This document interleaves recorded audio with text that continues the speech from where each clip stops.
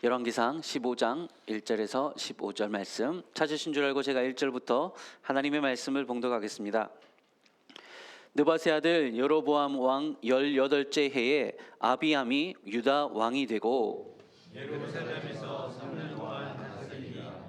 그의 어머니의 이름은 마아요 아비살롬의 딸이더라. 아비암이 그의 아버지가 이미 행한 모든 죄를 행하고 그의 마음이 그의 조상 다윗의 마음과 같지 아니하여 그의 하나님 여호와 앞에 온전하지 못하였으나 그의 하나님 여호와께서 다윗을 위하여 예루살렘에서 그에게 등불을 주시되 그의 아들을 세워 뒤를 잇게 하사 예루살렘을 견고하게 하셨으니 이는 다윗이 햇사람 우리아의 일 외에는 평생에 여호와 보시기에 정직하게 행하고 자기에게 명령하신 모든 일을 어기지 아니하였음이라. 르호보암과 여로보암 사이에 4년 동안 전쟁이 있었더니 아비암과 여로보암 사이에도 전쟁이 있으니라. 아비암이 남은 사적과 그 행한 모든 일은 유다 왕 역대 지략에 기록되지 아니하였느냐. 아비암이 그의 조상들과 함께 되었더니 다윗에게 장사되고 그 아들 아사가 지나여 왕이 되니라. 이스라엘의 여로보암 왕 제20년에 아사가 유다 왕이 되어 예루살렘에서 41년 동안 다스리니라. 그의 어머니의 이름은 마아가라 아비살롬의 딸이더라. 아사가 그의 조상 다윗같이 여호와 보시기에 정직하게 행하여 남색하는 우상에서 쫓아내고 그의 조상들이 지은 모든 우상을 없애고 또 그의 어머니 마아가가 혐오스러운 아세라상을 만들었으므로 태후의 위를 폐하고 그 우상을 찍어 기드론 시냇가에서 불살랐으나 다만 상당은 없애지 아니하니라. 그러나 아사의 마음이 일평생 여호와 앞에 온전하였으며 15절 같이 읽겠습니다. 그가 그의 아버지가 성별한 것과 자기가 성별한 것을 여호와의 성전에 받들어 드렸으니 곧 은과 금과 그릇들이더라. 아멘. 여러분, 옛말에 콩 심은데 콩 나고 팥 심은데 뭐가 나죠? 팥이 난다는 말이 있습니다. 뭐 당연한 말이겠지만 원인이 있으니까 그에 맞는 결과가 따라온다는 그런 뜻이죠.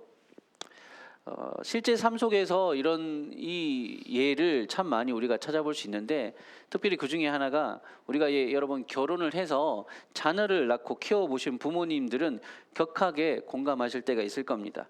자식이 부모를 닮는 거죠. 네, 콩을 심었더니 콩이 나왔더라. 똑같이 생김새도 똑같을 뿐만 아니라 여러분 어떤 때는 정말 가르쳐 주지도 않았는데 이상하게 비슷해. 말투도 비슷하고 걸음걸이도 비슷하고. 제가 아는 제 친구 목사님이 있거든요. 그 친구의 아버님도 이제 큰 교회 담임하시는 목사님이셨어요. 근데 어느 날 제가 깜짝 놀랐어요. 그 친구 아버님 목사님과 제가 같은 노회 소속이어서 자주 뵙기 때문에 뒷모습을 기억하거든요. 근데 그 아버님 목사님의 뒷모습과 이 친구의 뒷모습이 똑같은 거예요. 약간 그 비스듬하게 기울어진 걸음걸이가 있거든요. 똑같은 거예요. 신기하게도 70대 아버지와 40대 아들이 뒷모습이 똑같은 거예요. 야, 역시 유전자의 힘은 무섭구나. 그런 것들을 느낍니다. 생김새나 말투나 걸음걸이, 그것뿐만 아니라 습관, 막 이런 것까지도 비슷한 거죠. 그래서 여러분 자식 키울 때 저는 도대체 누굴 닮아서 이렇게 애비속을 썩이나 싶다가도 곰곰이 생각해 보면 여러분 누구 닮았겠어요? 우리 닮았죠. 저를 닮아서 그렇습니다. 자라면서 늘 보는 우리들의 모습에 보이지 않게 영향을 받았을 수도 있고요. 그런 성격이라든지 뭐 말투 막 이런 것들이 참 많이 닮더라고요. 그래서 참 기도 제목입니다. 바라기는 우리 자녀들이 우리의 안 좋은 모습보다 좋은 모습을 더 담기를 그렇게 바라는 기도 제목들 가지고 있습니다. 여러분도 동일한 기도 제목이 있으시겠죠? 오늘은 이 부모와 자식의 이야기들을 좀 해보려고 합니다. 본문을 보시면요, 르호보암이 이제 죽고 그 아들 아비암이 왕이 되는 것으로 15장의 이야기가 시작이 됩니다. 이 아비암에 대한 하나님의 평가는 어땠느냐 하면요, 한마디로 말해서 그 아버지랑 똑같다라는 겁니다. 본문 3절을 한번 띄워주시겠습니까? 열왕기상 15장 3절입니다. 제가 읽어볼게요. 아비암이 그의 아버지가 이미 행한 모든 죄를 행하고, 여기서 뭐라고 했습니까? 아버지가 이미 행한 모든 죄를 똑같이 따라서 행했다라고 하는 것입니다. 다른 왕들에 비해서 통치 연도도 3년밖에 안 돼요. 아주 짧게 통치했던 데다가 평가 자체도요, 아비암에 대한 이야기는 별로 없어요. 예? 제대로 된 평가는요, 사실은 3절 하나밖에 없다고 해도 과언이 아닙니다.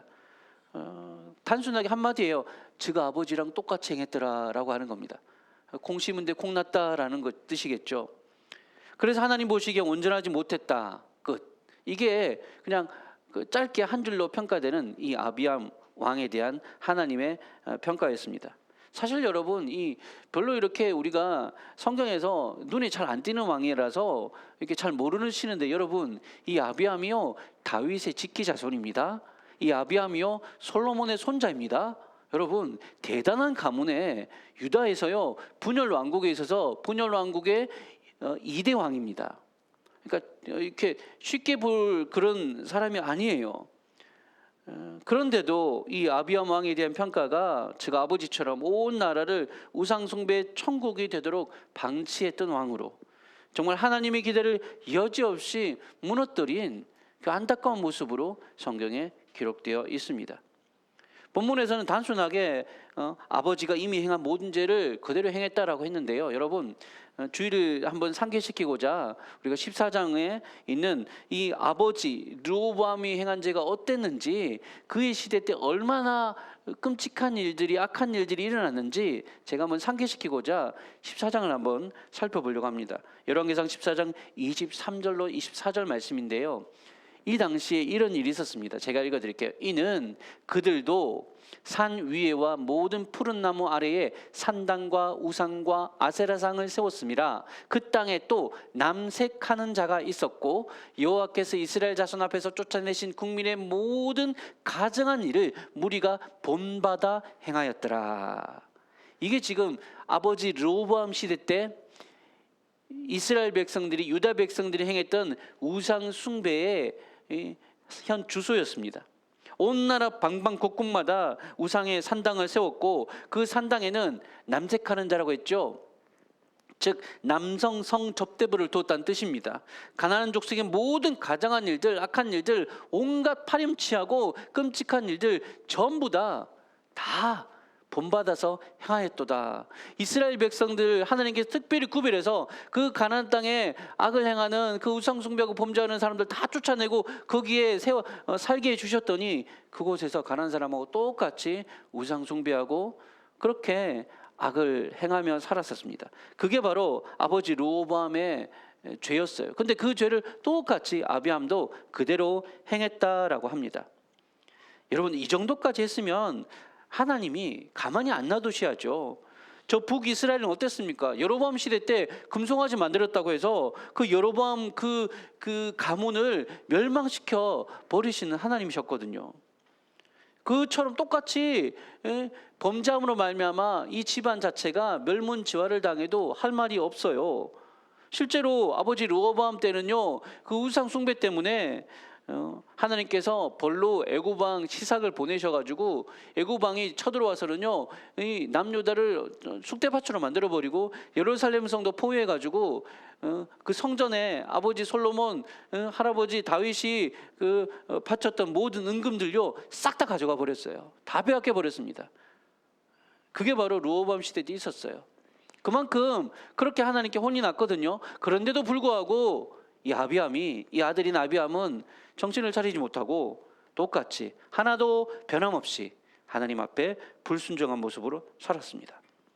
그런데도요, 여러분, 그런데도 하나님은 이 아비암에게 벌을 내리지 않고 살려두십니다.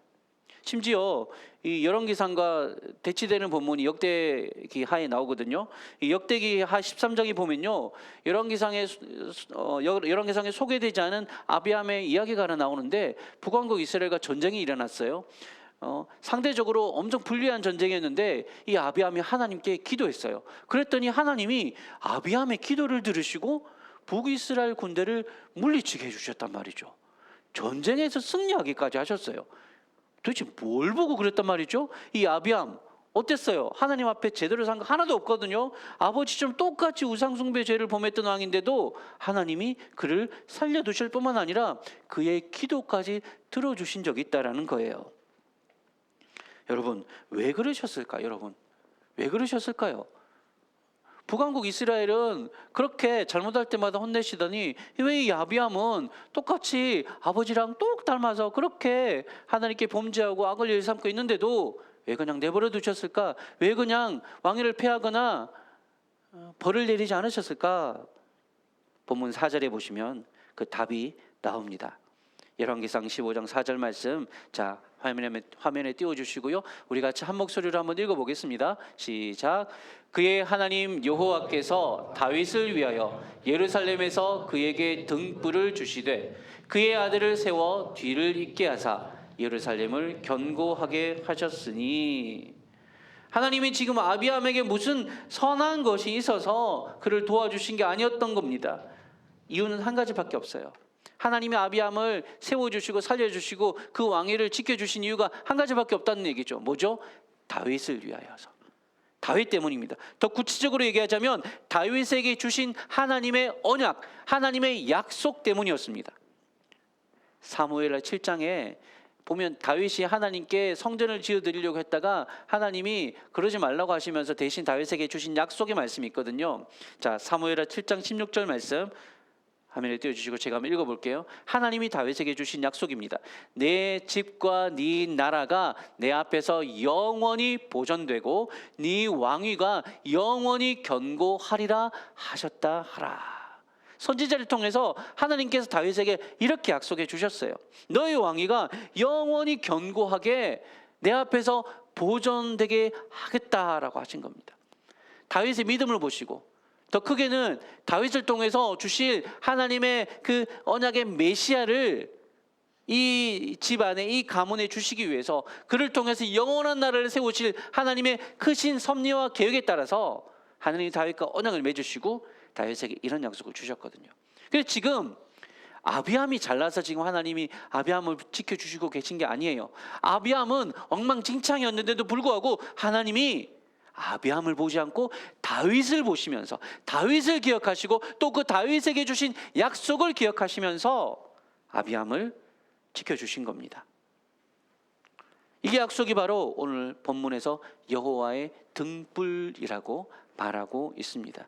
등불, 하나님의 언약의 말씀인 것입니다.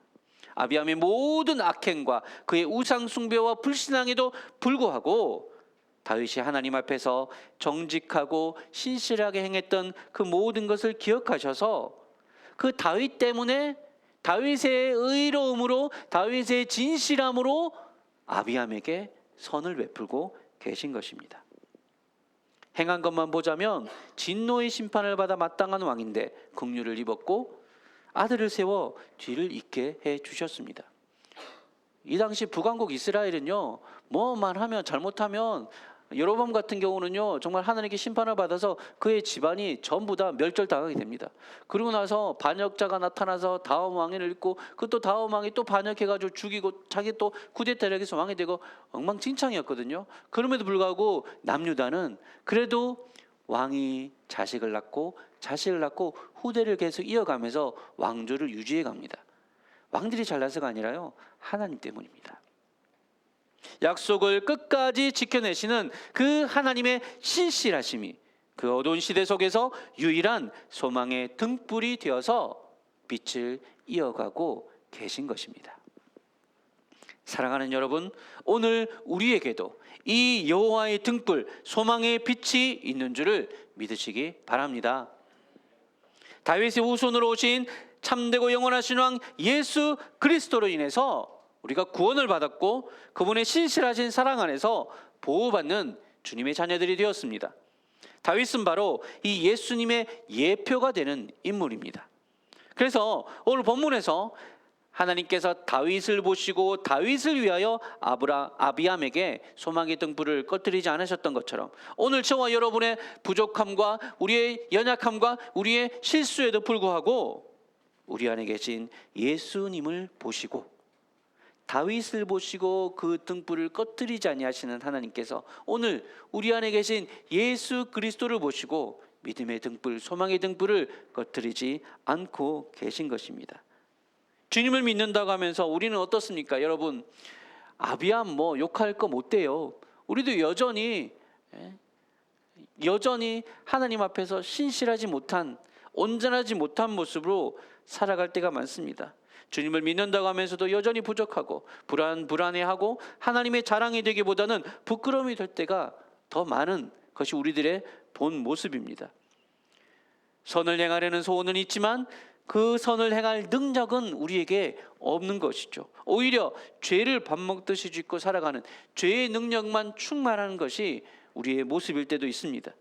사단은 우리는 이런 우리의 모습을 보면서 늘 우리를 향해서 참소하죠. 넌 도대체 하나님의 은혜를 받을 자격이 없어. 너 따위가 어떻게 하나님의 기쁨이 되겠어? 하나님의 실패작이야 라고 하면서 사단이 우리에게 얼마나 많이 참소하고 속삭이는지 모릅니다. 맞아요. 맞는 말입니다. 우리 모습을 보면 사단의 말이 맞아요.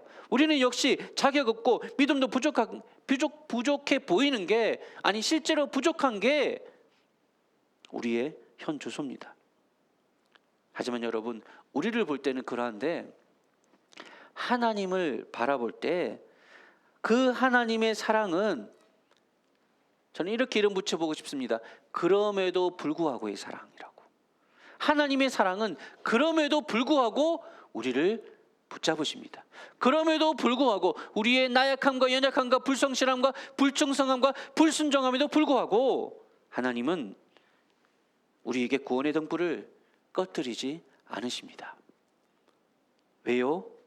엉망진창인 우리의 모습 때문이 아니라 예수님 때문에, 우리가 행한 일들 때문이 아니라 예수 그리스도께서 우리를 대신해서 십자가에서 행하신 그 구속의 은혜 때문에 하나님은 오늘도 우리를 바라보실 때 우리의 죄와 우리의 부끄러운 모습 덮어주시는 예수님의 그 모습으로 우리를 바라봐 주십니다.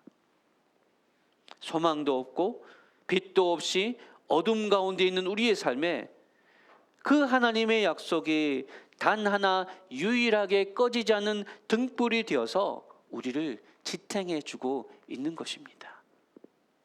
하나님이 포기하시지 않는 이상 여러분, 끝이라고 절대 말하지 마십시오. 내 삶에 이제는 여기가 끝인가 보네, 이제는 더 이상 소망이 없네, 이제는 뭔가 희망 같은 건 나에게 없어 라고 절대 말하지 마십시오. 하나님이 우리를 포기하지 않으시기 때문입니다. 주님의 자비는, 우리를 향하신 주님의 자비는 다함이 없고요, 우리를 향하신 주님의 은혜는 한계가 없습니다. 마르지 않는 샘과 같이 퍼고 또 퍼도 끊임없이 샘솟아 올라서 다 된 것 같은데, 다 끝난 것 같은데도 또다시 우리에게 소망과 생명의 불꽃을 일으켜 주십니다. 그 어떤 절망으로도 우리 안에 있는 이 여호와의 등불, 주님의 불꽃을 꺼뜨릴 수 있는 것은 없습니다. 아가서에 보시면요, 바로 이 주님의 사랑에 대해서 뭐라고 표현한 줄 아십니까? 제가 읽어드릴게요. 아가서 8장 6절에서 7절 말씀입니다. 들어보십시오. 너는 나를 도장같이 마음에 품고 도장같이 팔에 두라. 사랑은 죽음같이 강하고 질투는 스올같이 잔인하며 불길같이 일어나나니 그 기세가 여호와의 불과 같으니라. 많은 물도 이 사랑을 끄지 못하겠고 홍수라도 삼키지 못하나니 사람이 그의 온 가산을 다 주고 사랑과 바꾸려 할지라도 오히려 멸시를 받으리라. 아멘. 여러분, 이것이 여호와의 불, 여호와의 등불, 여호와의 사랑의 불꽃입니다. 죽음보다도 강한 그 어떤 세상의 물로도, 보통 물은요 불하고 천적이지 않습니까? 물은 다 불을 꺼버립니다. 물이 있으면요 불은 살 수 없습니다. 그런데 세상의 어떤 물로도, 어떤 것으로도, 홍수라도 이 불길을 꺼뜨릴 수 없다고 합니다. 그 불길이 예수 그리스도를 통해서 하나님의 불꽃으로 우리 가운데 있는 줄을 믿으시기 바랍니다. 세상 그 무엇도, 세상 그 누구도, 이 땅의 온 땅의 어떤 피조물도 우리를 여호와의 불, 이 사랑의 등불에서 끊을 수 있는 것은 없습니다. 이 확실한 약속 위에 우리의 믿음을 세우고 날마다 소망 가운데 하루하루 살아가시는 우리 모든 은혜로 가족들 다 되시기를 주님의 이름으로 간절히 축원합니다. 아멘. 자, 여기까지 얘기하면요, 어떤 분들은 또 이런 마음 드실 수 있을 것 같아요. 하나님께서 내가 내 모습이 어떠하든지 다 사랑해 주시고 내가 어떤 잘못을 하더라도 끝까지 포기하지 않으신다고 하네? 그러면 내가 어떻게 살든 별로 중요하지 않겠네. 어쨌든 하나님이 다 건져주시고 어쨌든 하나님이 다 책임져 주시니까 나는 뭐 그냥 요즘 속된 말로 표현하자면 그냥 꿀만 빨면 되겠네 라고 그렇게 생각하실 수 있어요. 그리고 실제로 그렇게 생각하시고 실제로 그렇게 사시는 분도 계신 것 같아요. 이제 구원받았으니 난 다 됐다, 내 할 거 다 했다, 그렇게 생각하시는 분도 있는 것 같습니다. 하지만 여러분, 틀린 생각이죠. 그건 그렇게 생각한다는 거는요, 우리를 사망에서 건지시고 그리스도와 연합하여서 새 생명으로 살아가게 하시는 하나님의 은혜를, 그 사랑의 불꽃을 내가 그냥 억지로 내가 꺼버리려고 하는 것과도 같아요.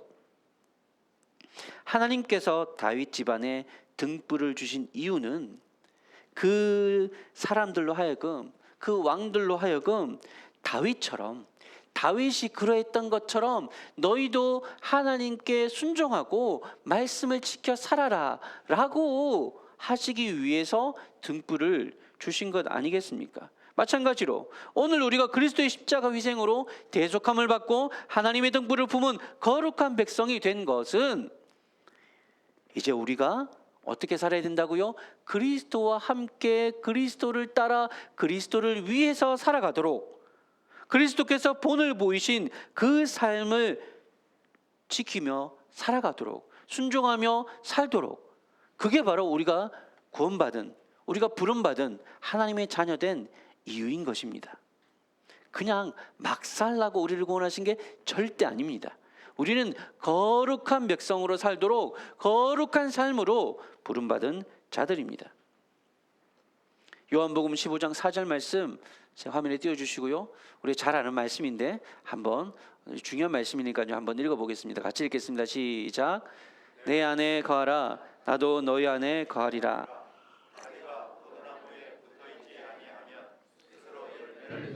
없음같이 너희도 내 안에 있지 아니하면 그러하리라. 아멘. 여러분 잘 보십시오. 잘 아는 말씀인데요, 주위에서 한번 보세요. 내 안에 거하라 나도 너희 안에 거하리라. 주님이 우리 안에 거하십니다. 끝까지 신실하게 우리의 믿음을 지켜주십니다. 이것이 하나님의 등불이라고 오늘 성경은 가르쳐 줬습니다. 자, 주님이 우리 안에 거하는 것으로 끝입니까? 아니죠. 뭐가 더 있어야 됩니까? 우리도 주님 안에 거해야 된다는 겁니다. 주님이 우리 안에 거하시는 것처럼 우리도 주님 안에 거해야 되는 거죠. 믿음의 삶이라고 하면서, 하나님이 있는다고 하면서 주님 안에 거하지 않는 삶은요, 아무 열매를 맺을 수 없는, 마치 생명 없는 껍데기와도 같은 삶을 살 수밖에 없습니다. 하나님 안에 거하면서 그분의 뜻을 배우고 그분과 함께 살아가고자 세상 속에서 세상과 보타지 않고 예수님과 보타면서 예수님 안에 거하기 위해서 몸부림치는 노력과 수고와 그 헌신들이 있을 때, 그때 우리의 삶 가운데 하나님이 주시는 천국의 열매들이, 복음의 열매들이, 소망의 열매들이 풍성하게 맺혀질 수 있게 되는 것입니다. 이를 위해서 우리가, 저와 여러분, 우리가 이 일을 위해서 부름받은 것입니다. 이러한 삶을 위해서 우리가 구원받았다라는 것입니다. 오늘 본문에서 하나님은 다윗을 보시고 아비암에게 이 여호와의 등불을 꺼뜨리지 않으셨지만요, 이 아비암은 하나님 앞에 그 하나님의 그 은혜를 받았으면서도 지켜주심을 받고 왕위를 굳건히 해주심을 입었지만, 이 아비암은 하나님께 자신의 마음을 드리는 것을, 주님 안에 거하는 삶을 사는 것을 아비암은 이루지 못했습니다. 여러 가지 이유가 있겠죠. 다른 변명도 있었을 것입니다. 하지만 아비암은 온전히 하나님께 자신을 드리지 못했습니다. 그저 어릴 때부터 보고 배운 대로 다윗의 길이 아니라 아버지 르호보암의 길로 걸어가고 말았던 것이죠. 그런데 여러분, 아비암은 그랬을지 몰라도요, 하나님이 아비암에게 등불로 주신 그 가문 그리고 그 자식은요 달랐습니다. 오늘 본문에 나오는 아비암의 아들 아사는요 아버지와 달랐다라고 하는 것입니다. 본문 11절을 한번 보세요. 열왕기상 15장 11절 말씀 제가 읽어볼게요. 아사가 그의 조상 다윗같이 여호와 보시기에 정직하게 행했다. 부모는 아니었어요. 할아버지 르호보암도 안 됐어요. 그런데 지금 아사가 다윗같이, 15장 14절에는요 이렇게까지 얘기합니다. 아사의 마음이 일평생 여호와 앞에 온전하였으며. 자, 여러분, 이게 진짜 대단한 게 뭐냐면요, 아사를 둘러싼 주변 환경과 여건은 아버지 아비암과 별반 다르지 않았습니다. 태어났더니 아버지가 우상 숭배하는 왕이에요. 어머니도 똑같아요. 게다가 여러분, 이 아버지 아비암이 재위 3년 만에 일찍 죽는 바람에, 아버지가 일찍 죽었다는 거는요, 그 말은 이 왕위 서열 계승에 있어서 아들이 일찍 왕이 되었다는 뜻입니다.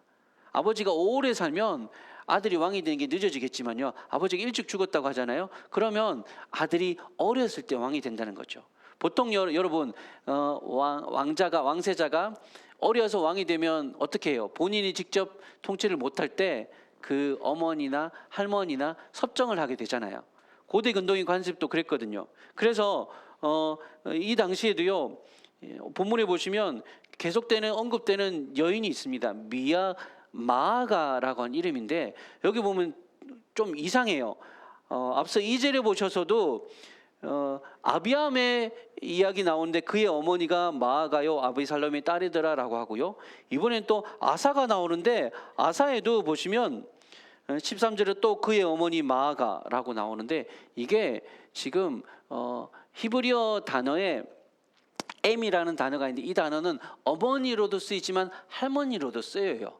그러니까 이 마아가가 도대체 아사에게 어떤 어머니인지 할머니인지 헷갈리는데요, 여러분, 이 마아가는 아사의 할머니입니다. 그러니까 아비암의 어머니고요. 다시 말해서 르호보암의 부인입니다. 르호보암 왕의 부인이고, 그래서 이 마아가가 아비암을 낳았고요, 아비암의 아들이 아사인 거예요. 그래, 아사에게는 이 마아가는 누구예요? 할머니인 거죠.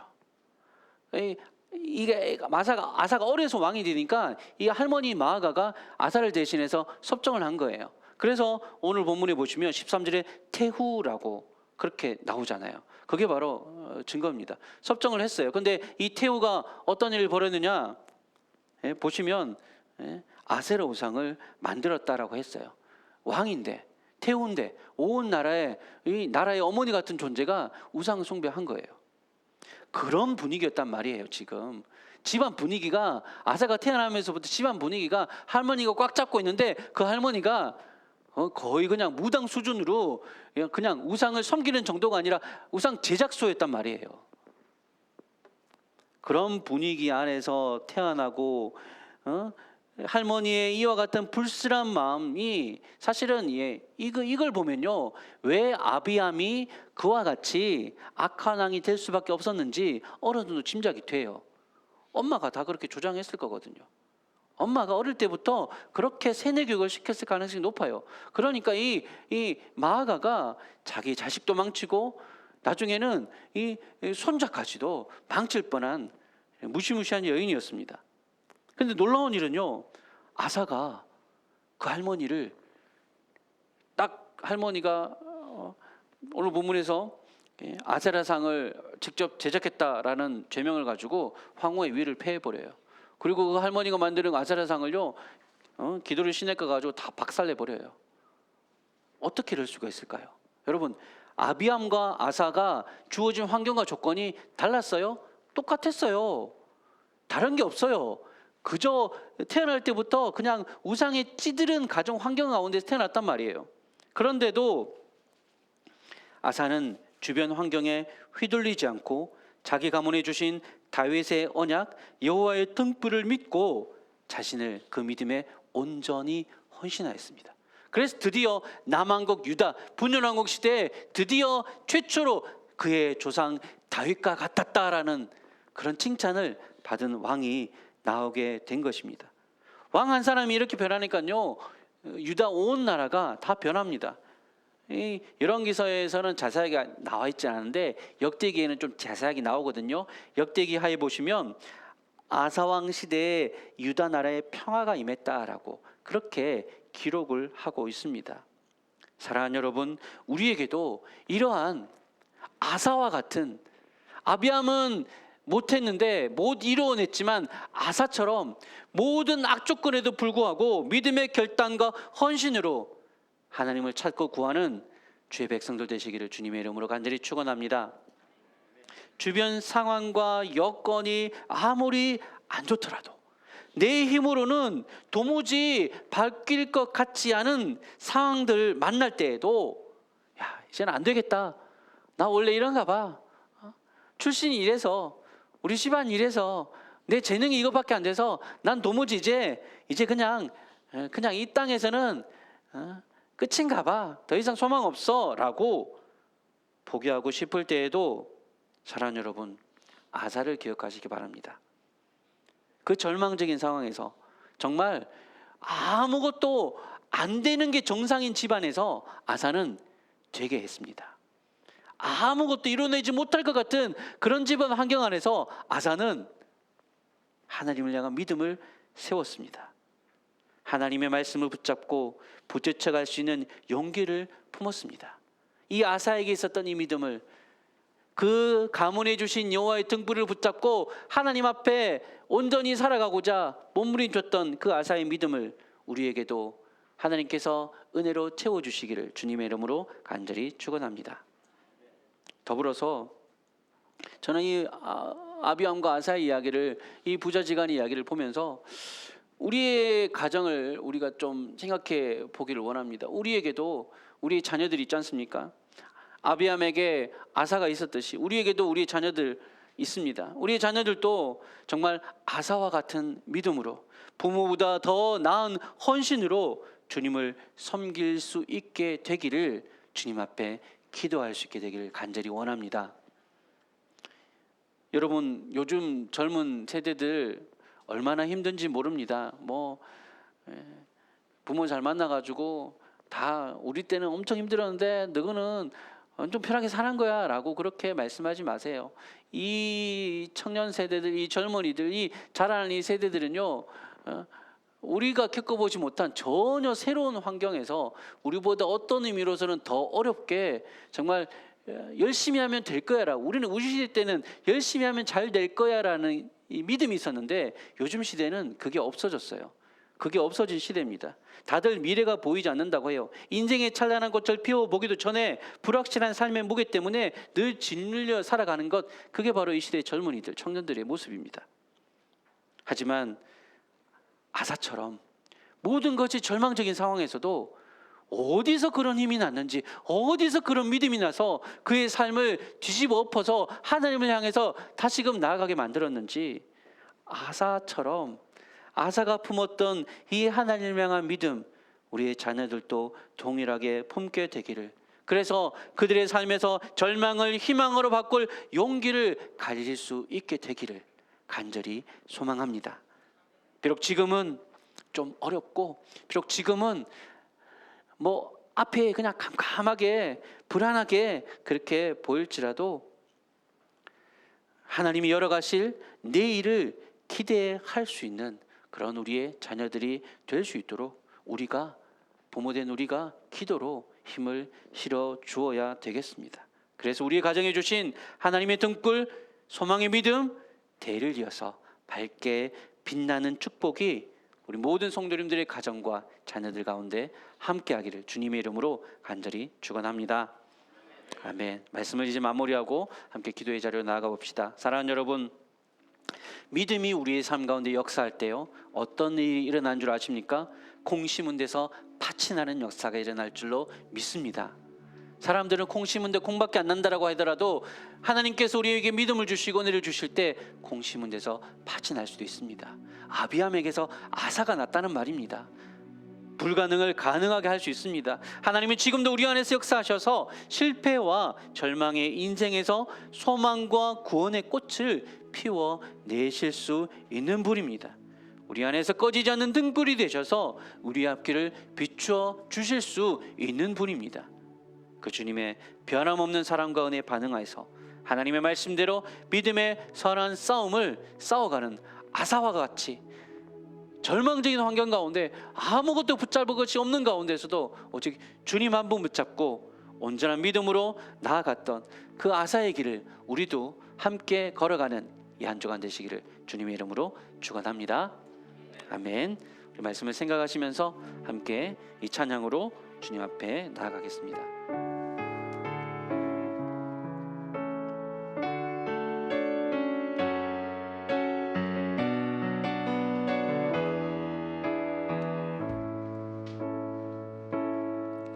내게 허락하신 시련을 통해 나의 믿음도 강하게 자라나고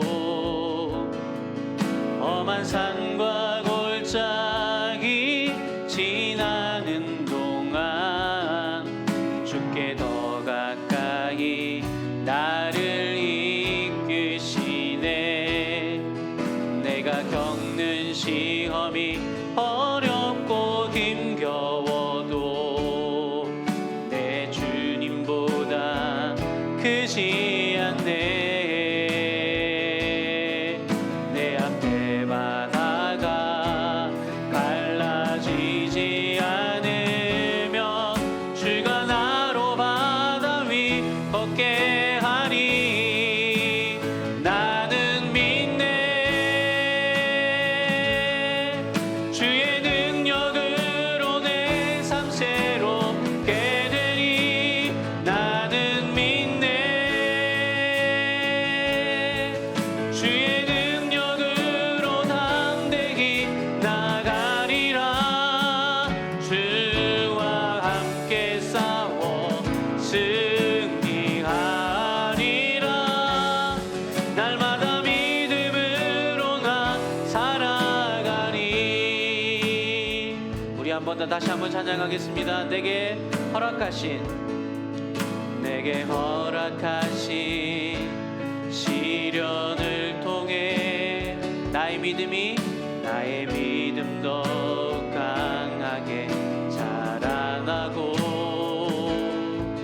험한 산과 골짜기 지나는 동안 주께 더 가까이 나를 이끄시네.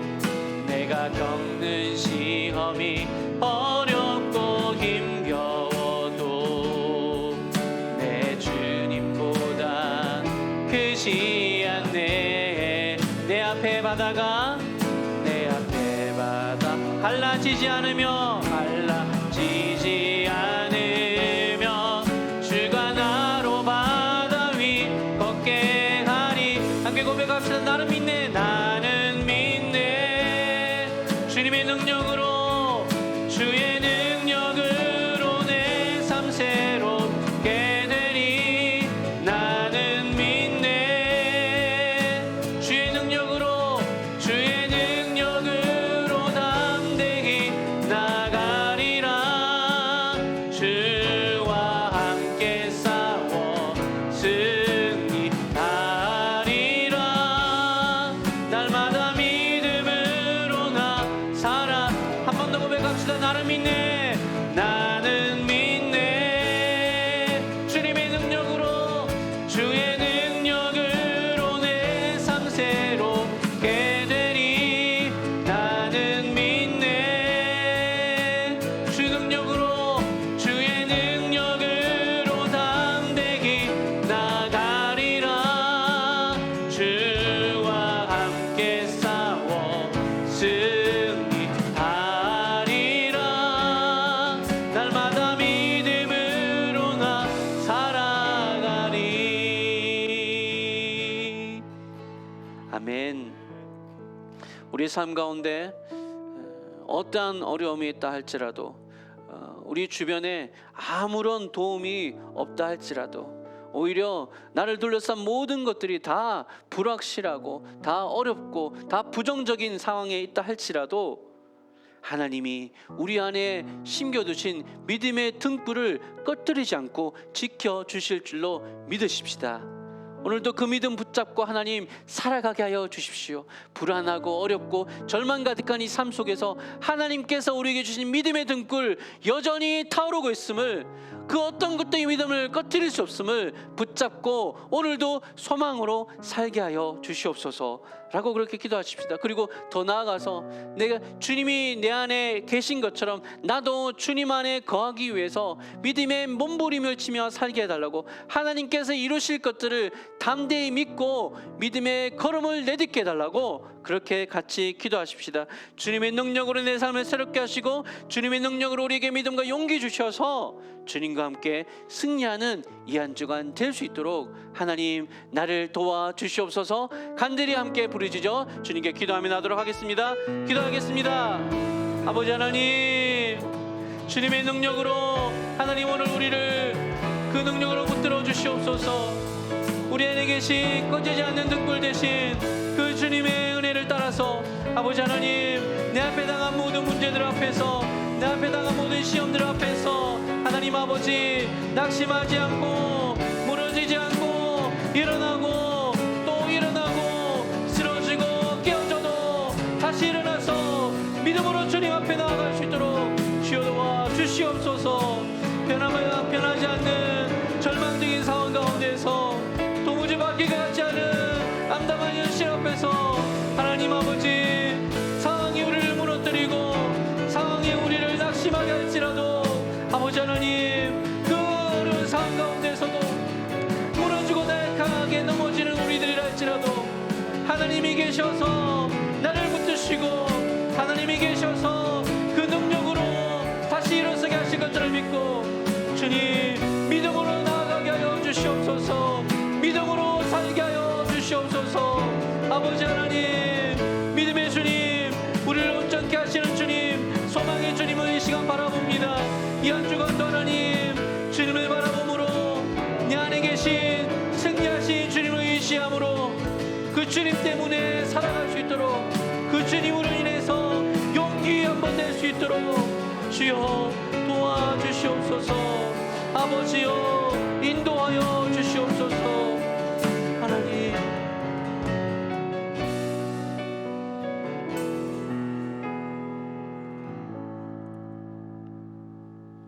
하나님, 때때로 우리가 살아가야 하는, 또 살아내야 하는 삶의 무게가 너무 무거워서 정말 해도 바뀌지 않는 이 답답한 현실이 지치고 지쳐서 나도 모르게 쓰러지고 무너지는 연약한 저희들을 만날 때가 있습니다. 아버지 하나님, 이 시간 그럼에도 불구하고 여전히 우리를 향한 그 믿음의 등불을 우리 안에 꺼트리지 않고 지켜가시는 그 하나님이 계시기에 오늘도 우리가 이렇게 예배의 자리에 나와서 주님의 이름을 부르며 하나님을 의지하고 매달립니다. 오늘도 우리를 살게 하시는, 내 힘으로 살아가는 것이 아니라 주님께서 살게 하시는 하루하루, 오늘도 그 하루를 믿음으로 채워갈 수 있는 저희들 될 수 있도록 은혜 베풀어 주시옵소서. 우리가 겪는 시험이 아무리 어렵고 힘들지라도 하나님, 그 시험보다 크신 하나님이 바로 나의 하나님 되시기에 하나님이 이루어내시는, 하나님이 열어가시는, 하나님이 펼쳐가시는 나의 내일을 기대하며 소망으로 살아갈 수 있는 저희가 되게 도와주시옵소서. 나의 앞에 막아 쏘고 있는 어떤 문제들을 하나님, 그 문제들을 뛰어넘을 수 있는 용기를 우리들에게 허락하여 주시고, 아사가 그 모든 불리하고 어려운 조건 가운데서도 하나님 그 조건을 극복하고 믿음으로 하나님을 찾았던 것처럼 하나님, 오늘 또 이 예배 자리 가운데 낙심됐고 무너지고 쓰러진 저들을 다시금 이렇게 세워주시는 하나님의 은혜 때문에 이 한 주간도 다시금 다짐하고 다시금 용기 내어서 내 앞에 있는 이 삶을 마주할 수 있게 하여 주시옵소서. 나 혼자가 아님을 기억하게 하시고 주님이 함께 하심을 믿고 믿음으로 주님이 담대히 열어가시는 소망의 내일을 열어갈 수 있는 저희들 다 되게 하여 주시옵소서. 하나님이 한 주간도 우리의 힘으로 살아왔다고 생각했지만 하나님의 은혜 덕분에 살았음을 깨닫고 주님 앞에 나와서 예배드리면서 정성껏 예물을 구별하여 마음 담아 올려드립니다. 주님께서 기쁘게 받아주시고 사랑하는 믿음의 교우들 성도들의 가정과 생업의 모든 현장 가운데 때를 따라 돕는 은혜로 하나님이 여호와 이레로 공급하여 주시옵소서. 모든 말씀 구주 예수님의 이름 받들어 감사하며 기도드립니다. 아멘. 이 시간 함께 찬양하면서 준비하신 예물 하나님께 드리겠습니다.